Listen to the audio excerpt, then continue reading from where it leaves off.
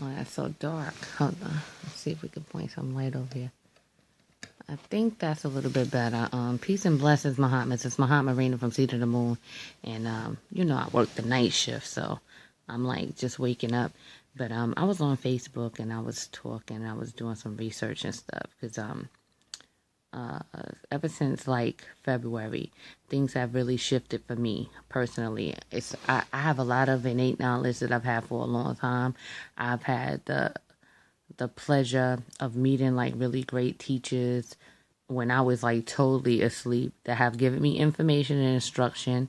And because it was so simple, I decided to ignore it and do what I wanted to do because I'm the poster girl for experiential exploration. If I can't try it out, whatever your truth is, that could happen for you. You jump off the building and gravity makes you crash, but Raina thinks that she's going to be able to fly.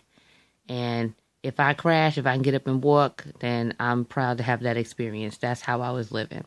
So I was repeating some cycles that had to do with some issues that I had with patriarch energy surrounding, like my father figures, the father figure period, because all of these were coming up in representations of 4. My father's a 4. My ex-husband's 22. All of these 4 energies and 11 energies, this duality and structural energies. And I was very rebellious to this structural energy. I was very rebellious, and I had a lot of misguided solar passion, sacral, and solar plexus energy as a youth. And when I got older, I misread the structural energy and used it to suppress my natural template, which is that passionate desire, rebellious, that Sekhmet, that Oshun, that type of energy, that passionate, powerful, beautiful, moving energy, flowing energy. I suppressed it because I didn't understand it, how that energy played out because of my religious background, blah, blah, blah, blah, blah. So anyway, I was on a loop of the sage. My archetypal energy is the sage, okay? But I was on some scholarship stage.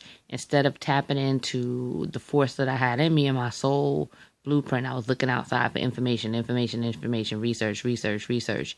And because this was not really part of my authentic self, because I have the information already and I was not really stepping in my power and trusting my intuition to really like go within and see what it was that I needed to do to express myself, things were not getting done. I would hear something, it would sound wonderful, and I would go back to things that gave me instant gratification or that feel good, because that is what I do. I give instant gratification. I'm the feel good person. I'm the muse. I'm the laughter. And instead of embodying these qualities in myself, I would find them elsewhere so that they could be like a little guilty pleasure, so to say. So anyway, in February, the beginning of February is a huge shift. And I had some losses that made me really identify what it was that I needed to do, and I fulfilled that as far as that patriarch energy and playing into my role as the priestess, the assistant to the Godhead. And I fulfilled that. And once I fulfilled it, I no longer had the need to like play this role with the patriarch, because I did what I needed to do. I was playing that role out with many different people with that energy. So February, I was like, I have to let that go. And I let it go. And I had tried to let it go before, but I just really wasn't in agreement. I really didn't want to do it. So at this time, I wanted to do it. And the universe supported me. Things around me abruptly happened so that I could not go back.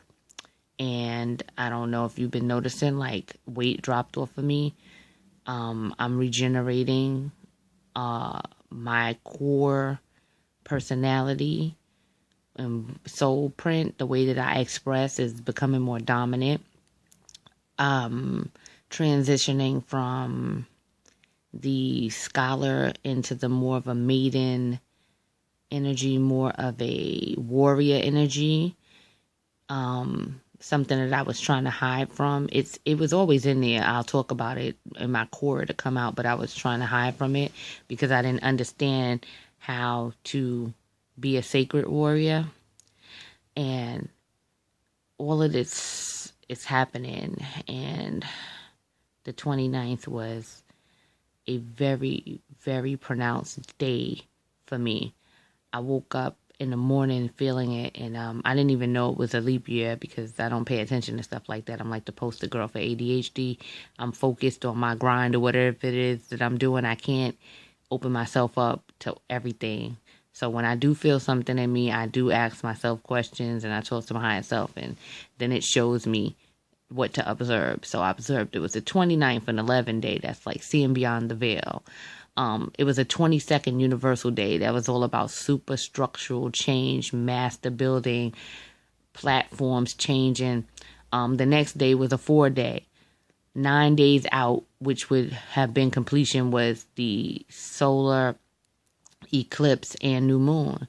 At the time, I didn't even recognize that. I knew the eclipse we was going to have our first eclipse in March, but I wasn't paying attention to the dates.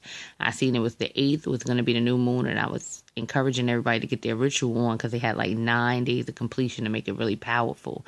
And at the time, on the second day, which was the 4th, a 4 energy, it was the 2nd of March, I believe, that also had a template for like building, like really like taking on new projects and starting new things, and the energy was really pronounced. And also it was like the quarter moon, so we was 22 days into the moon. It was just like so many indicators to like really like shift yourself and like to lock into what it is that you need to be doing, because a huge shift is going to come. The energy felt so solar. I don't know how to explain it other than that. Like, I have a solar core attribute inside of me, flaming. I'm telling you, like, my moon is fire, you know. So I really felt this pronounced. And then I got educated about when the eclipse was going to happen, the 8th. So I'm like, wow, so much powerful energy. And an eclipse is like an obscuring of light from one celestial body to another. So it's really about the time to stand in your power and to really like hone in on your innate perception, the one that's emanating from your soul's blueprint. I'm like, I don't know how to say it any better than that. An eclipse is like a great blocking of your dependency on an outside influence of illumination or information or knowledge. It's that time that you sit there in the 0 point, in the darkness, in the stillness, and you have to like really go with the primordial essence of your being, because there's no more outside dependency. You know, this is really serious information here that is coming to you from the cosmos. And then to top it off, this eclipse will end before it begins. And I was reading an article, I think it's New York Times or something like that, and I'm like, what? It's going to end before it begins. When I heard that, my eyes watered up. That's why I'm making this video for you. That is so deep, the information. It's going to be visible Wednesday in the Pacific on the 9th, which is the day of completion again. And it's going to finish off on the 8th day, because it's going to be passing over the date line. The natural progression is going to go over the date line. So it's going to be like it's going backwards. So again, the 8th. The 8th is infinite possibility. It's the day of power, money, currency. It's the Vesica Piscis, you know, the balance of the material and immaterial worlds. So this is like practical application pronouncing itself through spiritual realization on steroids, okay? This movement or progression is going to pass the dateline and go back in time. That's so deep. I need you to really like meditate on that, okay? It's another indication of the ability that we bend and we're only observing or acknowledging timelines. So this is like time for you to really collapse something that is not working for you and like really just slip in like a ninja, slip in the codex, slip in the ideal, the emotion, whatever, however you pronounce the way that you live, like slip it in there, collapse what you don't want and like really put it in there. I'm telling you, tomorrow is the 8th. Get your ritual on. I can't tell you what kind of ritual to do. Like get your head right. The ritual is about triggering the unconscious mind. It's slipping through your intellect. Whatever you got to do to slip through the intellectual you to get into that raw primordial consciousness so that your soul is in there. It already knows what to do. Whatever you got to do to slip through the intellect, whether you smoking your chiba, if you're going to light your candles, if you're going to do altar work, if you're going to summon archetypal energy and, you know, God essences, those celestial energies that have, in order for you to get to them, you have to be able to get past your intellect. I'm giving you all of this symbology so that it could talk to your intellect and let you know that you are being given key codes. It's going to be there. You just need to like really get out of this bright light that is actually blinding you. That's why I talk about transparency all the time. Transparency gives you the ability to have stuff just go through, not blind you. You don't block it. You don't shadow anyone.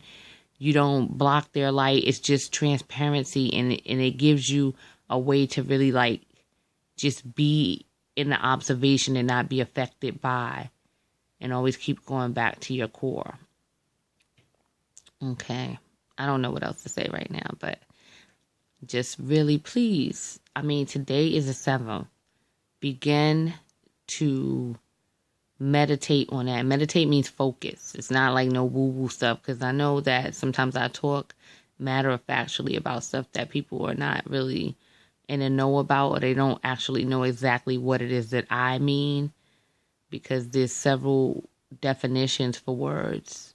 And if you don't really understand the context, it could be confusing. But please, I am that sister that you could just hit up. You could email me, guruwannabe, GURUWANNAB @gmail.com. You could post on this video. You could Facebook me. I love my people. That's why I make these videos. My soul just be like, share this, like, you know.